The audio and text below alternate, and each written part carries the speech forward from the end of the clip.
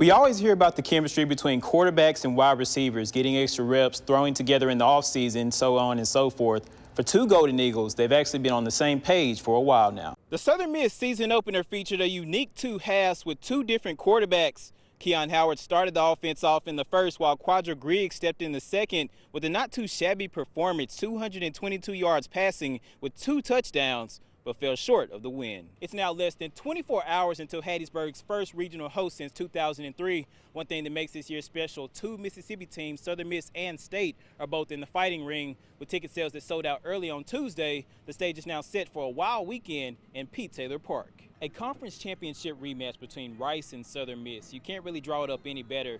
But this year the tables turn and Rice takes a page out of the Eagles book from 2016 by beating Southern Miss the same way they lost last year. A dramatic walk-off finish. It's now day 2 of the Hattiesburg Regionals. After a complete washout on Saturday, Southern Miss really had the offense rolling with huge at-bats from Taylor Braley and Tracy Hadley, stunning South Alabama to the losers bracket with the 8-3 victory. Well, you know what they say, it's never over until it's actually over, and today's show that statement still holds true. A low-scoring game with extreme highs and lows comes to a screeching halt in the 11th inning with the Southern Miss 5-4 walk-off victory. Quadra Griggs and Corey Robertson have torched defenses since they were kids. We always been playing since we were 7 years old, from the Greenwood Raider to middle school, high school to now. Honestly, I always been one of my go-to receivers. Always had incredible hands. I came him straight out of high school, and he went to JUCO, and he had a couple more offers. But when I found out he had an offer here, I kind of thought, like, wow, we're going to be playing together again. With Griggs taking the JUCO route and Robertson at USM, the two reuniting was unexpected. The Southern Miss quarterback remembers when the news broke. He called me the day I committed. He was like, man, congratulations. He was telling me how we going to be where we at now. In the summer, he was like, I wrote my goals down. He used to write yours down too, man. So we're going to be out here every day to work. In the summertime, we was out there every day, throwing balls, nighttime, morning time. He just let me know he really passionate about the game. We've been playing together so long, so once he got here, we just was working all summer, to build back where we started off.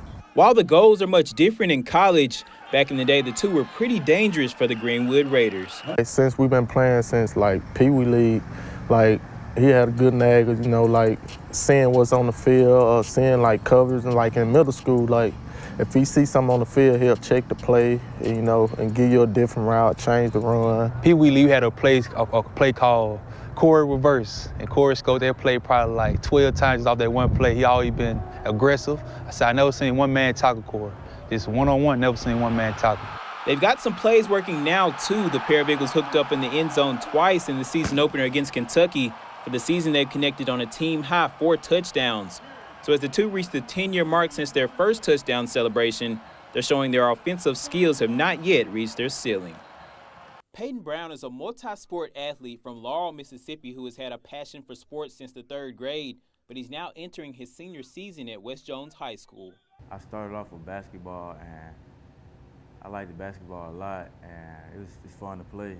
And football, I was just trying something new, and coming to it, I liked it. From the 3rd grade to his junior year, Peyton's passion for the sports basketball and football grew, landing him on both varsity rosters and starting at the quarterback position until an unfortunate injury. First game of the year, he blew his knee out, and it not only hurt us for his football.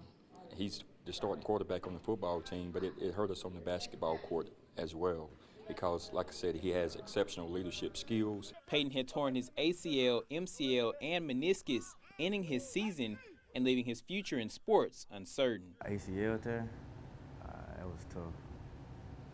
I was out for a year, and the surgery, that was the worst part.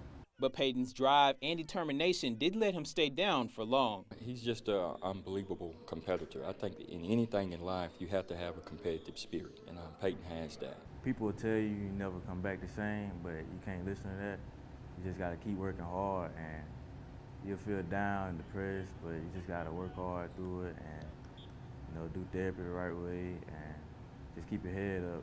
Head basketball coach and defensive football coordinator Jeremiah Keys believes the fact that this injury happened his junior year and he's returning with another chance is a blessing in disguise because the lessons Peyton learned through this journey will only make him better. I think it's a blessing for him because oftentimes kids take it for granted when they're out there on the field.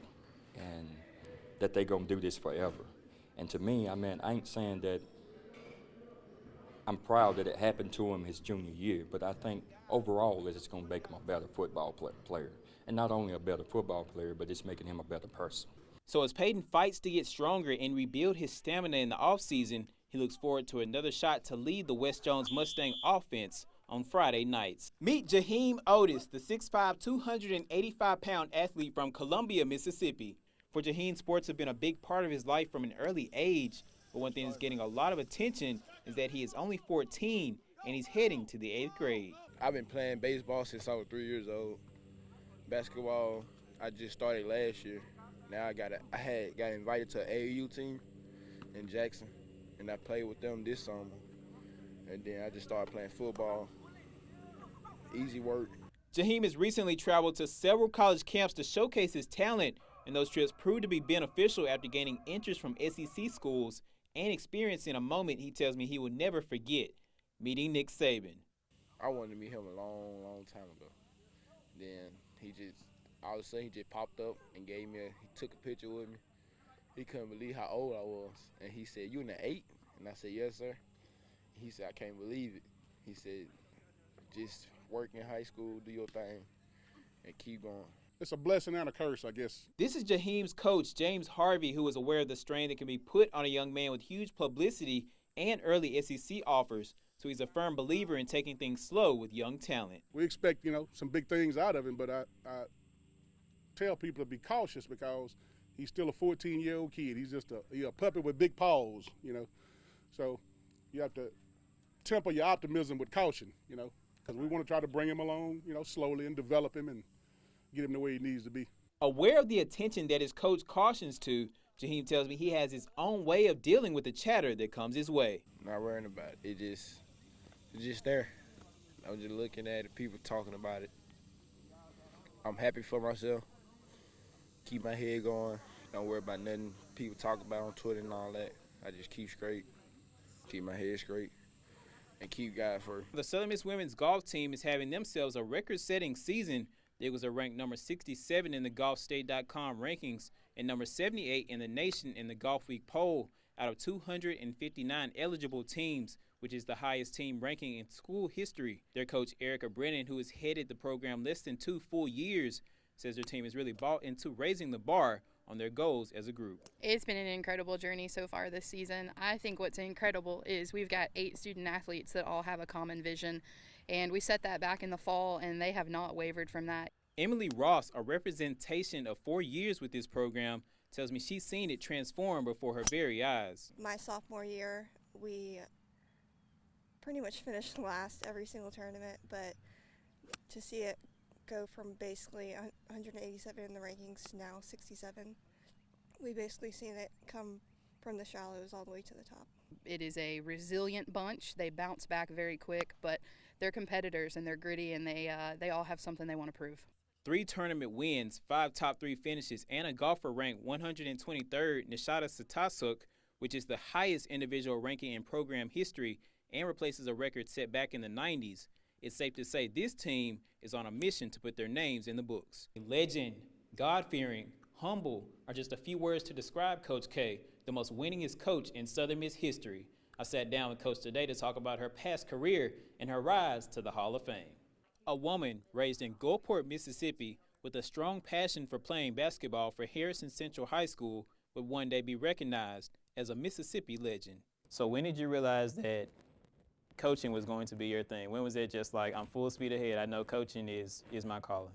I always knew I wanted to coach even when I was playing, when I was young, because I loved the game. We would come in from school and go out in the backyard and play for hours on a dirt court.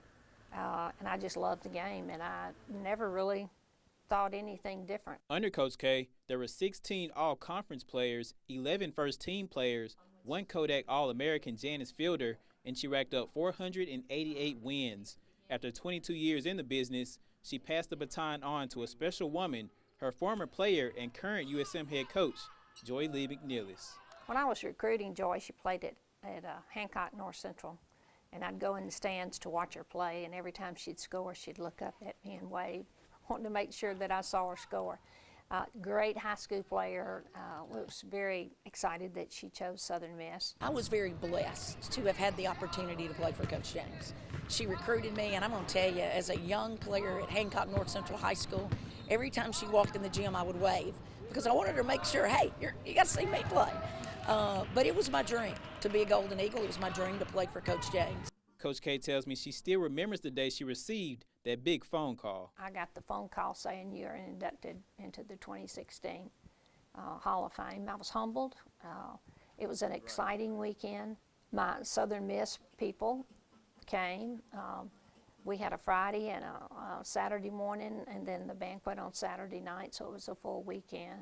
I feel honored and blessed that I was chosen. As I walked through the Hall of Fame and saw the bronze bust of all the people that are in there in the various sports, I thought, wow, I can't believe I'm going to be up here in a few months. McNeilis tells me that Kay James helped build the program from the ground up and that she is deserving of every good thing coming her way. Back when we rode in vans, when our training room was in our locker room, when our shower stalls were rusted and you couldn't take showers in there, when you had, for a day per diem, $10 a day to be able to eat. Coach went out and did so many things in the community to get money for us so that we could have things here at Southern Miss. And because of that, she deserves so much more than she ever gets. While Coach is aware of the stature that she may hold, she still will not take all the credit. At halftime, I'll be honored, but so will all the players that played for me. So it's a family thing. It's not just Kay James Day like they're advertising. There'll be a mini poster, and on that mini poster, I hope, will be a lot of ball players, not just pictures of me. Because if it's just pictures of me, it would be good for the fireplace. It might be good for your garden. But if it's got my players on it, it'll be a prized possession. So at halftime at the women's UAB game Saturday, the stage will be set as the Southern Miss community comes together to acknowledge their hometown legend, Coach Kay James. Many stereotypes arise when it comes to athletes that land in junior colleges instead of four-year universities. I sat down with JCJC's head football coach, Steve Buckley, to talk about those stereotypes and how they affect athletes who don't bag that four-year deal. Being a non-qualifier does not mean they can't learn or incapable of learning. It means they probably got behind. For NCAA measures, your clock starts in the 9th grade. And sometimes kids just don't understand that. Aside from academics, two other reasons Buckley says athletes come to a junior college is that they either weren't recruited to a four-year or they are a transfer that wasn't retained, and admits it's sometimes a hard pill to swallow. Recruiting's a letdown process, and it's a big game for the kid.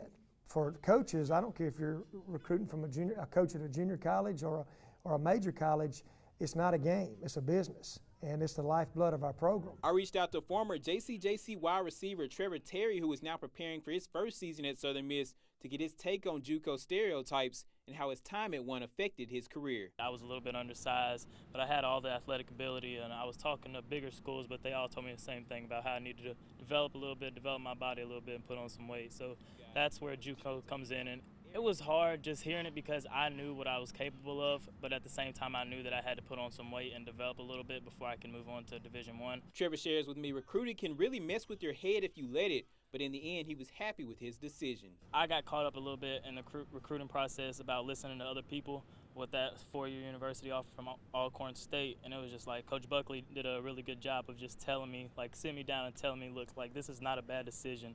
Like junior college, it's a good thing. As far as athletes coming to terms with the reality of needing good grades to succeed in athletics, Steve Buckley says that reality hits them at the doorstep. And we are the wake-up call, and we cut right to the chase. I mean, the bottom line is this is not last chance U. I don't proclaim that. We proclaim ourselves as first-class U. And what we try to do is give our kids the opportunity to get where they want to go. It starts academically. For any high school athletes out there who may be debating their next move, the Southern Miss Wideout shares some words that may help in your decision. Believe in yourself and never sell yourself short. Know your goals and know what you're going after. Never settle for less. And junior college is not a bad route. Like for me, it was a blessing.